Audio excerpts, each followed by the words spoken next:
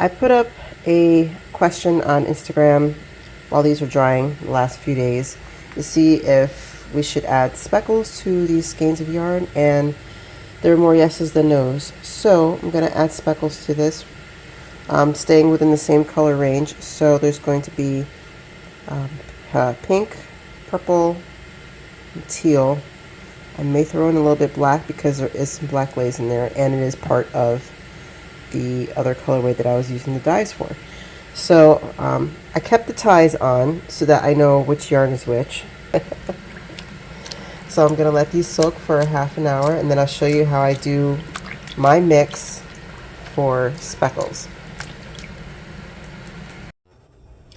Okay, so the dyes that I'm going to be using today for the speckling: fluorescent fuchsia,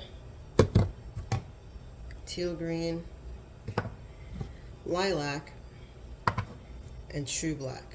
Now the reason I chose lilac and not deep purple, and I'm not putting sapphire on here, which were all the colors that I put on here. Oh, plus oxblood. We're not doing oxblood either because it will muddy on top of that light purple, that multicolor. So I chose lilac because it breaks blue, so that covers the sapphire. And if it doesn't break blue, you're going to get the purple. So it's kind of like a 2-for-1, but you got to be careful how you use the lilac. And this is only after they reformulated it. And they reformulated this lilac 2 years ago, maybe 3. And it was definitely leaning more blue. So, and it's definitely more breaking into blue, which is why I chose this one. So it'll be perfect for this project. Now what I'm going to do is I have this small glass jar. And I'm going to throw some citric in here. I'm going to do a 1/4 teaspoon of citric acid in here. I'm going to put on my mask. There's a little bit of controversy over what type of mask to use. Quick story. I don't know where I left off. Anyway, there's a little bit of controversy over using N95s, and I don't know if the controversy is around this type or the respirator mask type, but if you're using a respirator, guess what? It uses N95. And it's good enough for your yarn dyeing, and I'll tell you why. Because a couple years ago, we ground down our concrete. And if you know anything about grinding down concrete, it was running through we have an unlevel line going through our house, right? We had to grind down the concrete. If you know anything about grinding down concrete, it's 95% prep and 5% work, okay? Because those dust particles will F you up, okay? Guess what we used? N95. So if it's good enough for that, it's good enough for your yarn dye. So don't worry about it. Now just make sure that you've got decent enough seal. You're good to go. Okay? I mean, if you want to put goggles on, do that too. I personally don't, but yeah. So now we're going to get back to the yarn dye.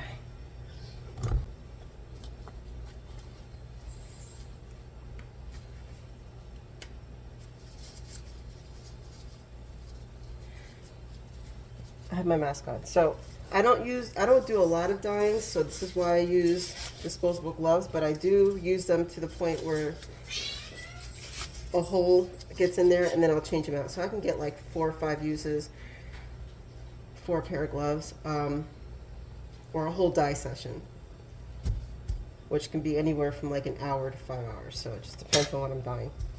So we're going to add 1/4 teaspoon of citric.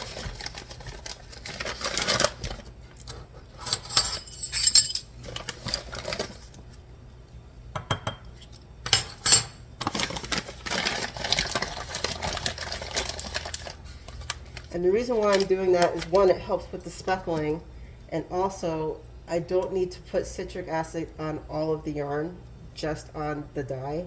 So there's no point in using all that citric when you don't really need it. I'm going to turn my heat on. I have just a little bit of water in my pan, just enough to coat the bottom of the yarn so that when I flip it over, it's not dry. I'm going to go get my yarn and put that in here, and then we'll start with the dye. I'm putting all 4 skeins in. I put all 4 skeins in, and I'm spreading it out so that we can get enough surface area for the speckling. We'll let this heat up a little bit first, flip it over, then we're going to put the speckling on. If we put it on here, it's not hot enough to set, and I want the yarn hot for the speckles to set. So we're going to wait a minute. Not too long, just a minute.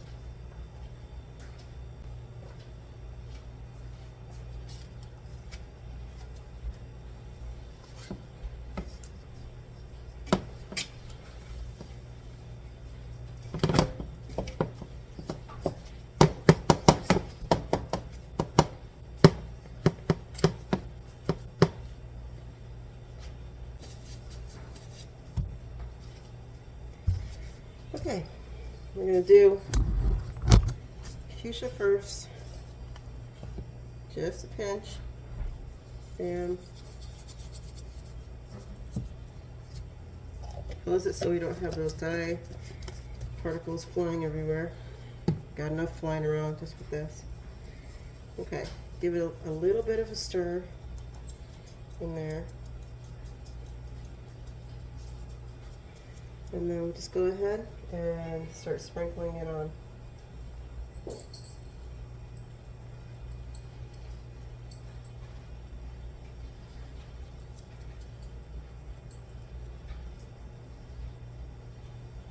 And it takes a few seconds, but you'll start to see some speckles coming through. What do you want?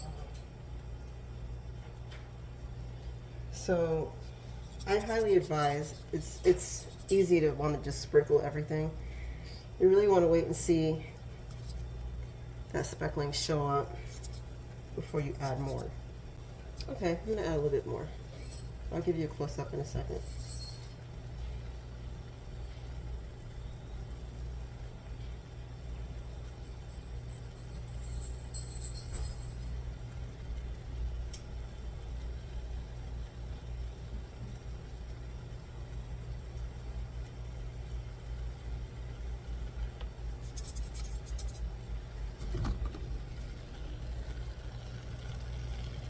Can you see some of that speckling?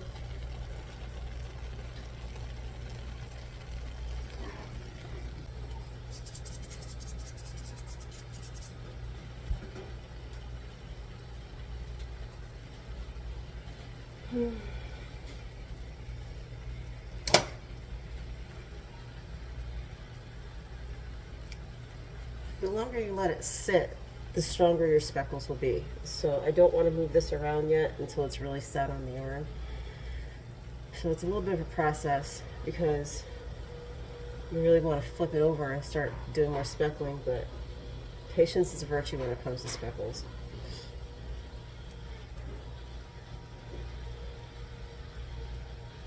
You can find a test spot and see if it blends or not. It might be okay.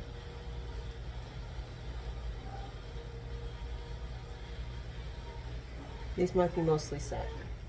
We'll give it a little bit longer.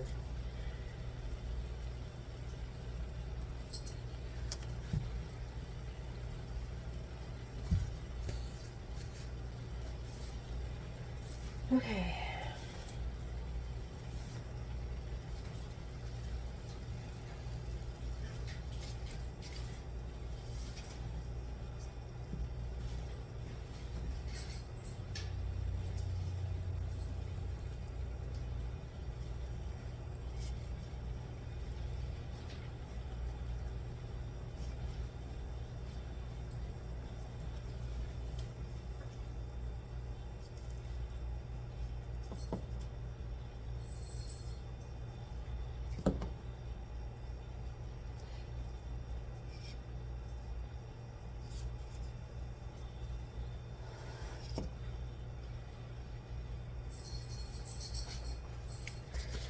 Okay, so you're probably thinking that my yarn is crowded in this pan. And you would be right. But I have a style called speckle and splotch, and this is how I do that. So you're going to get your speckles that are nice and hard and set, and then you've got some that kind of bleed into each other. I prefer that look. If you don't like that look, do less, or get a restaurant pan and make sure that your yarn is really spread out. But do the same method where you're sitting in making sure that those speckles are really set before you flip anything over. Otherwise, everything's going to bleed.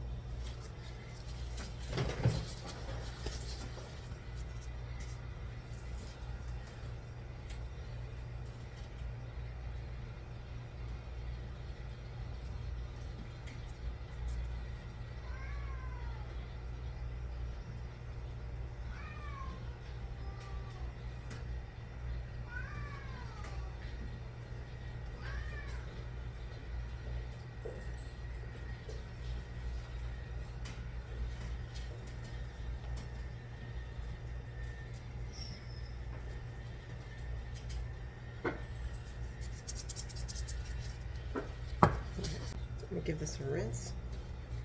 Actually, I'll wipe it out and then give it a rinse. For the sake of time, I'm just going to speed over the next few colors. The same method applies. You're going to add citric acid into your container and then do a pinch of color, and then you're going to sprinkle over the yarn and let it sit on the yarn for several minutes. Do a little bit of a touch test if you want to see if it's spreading. If not, go ahead and flip it over so that the other part of the yarn can get hot, and that way those speckles can continue to set. And then just repeat the process with another color or the same color until you're out, and continue to speckle.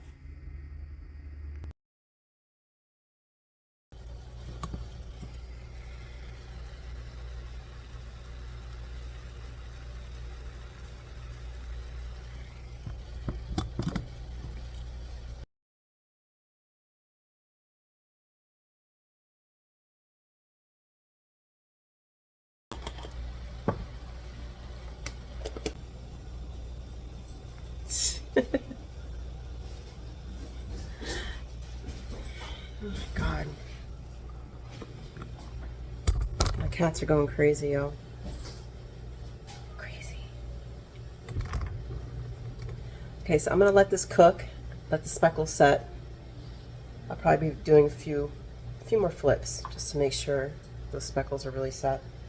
That's looking good so far.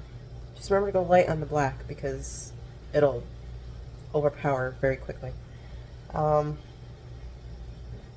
And that's it. Just keep your heat low because you don't have a whole lot of water in there. You don't want to burn your yarn. And so I will see you, I guess, in a second so we can see what the final product looks like. I just want to add to make sure that you definitely clean up after you're done speckling, because those speckles will get all over the place. You can see on my paper towel that I picked up all those speckles, and then the paper towel right next to it was still some more speckles when I thought I was done. So definitely give your area a thorough cleaning when you're finished. And here is the final product. I don't know which is prettier, the speckled or the non-speckled. What do you think? Either way, I think both are gorgeous and both are easily repeatable, which is awesome.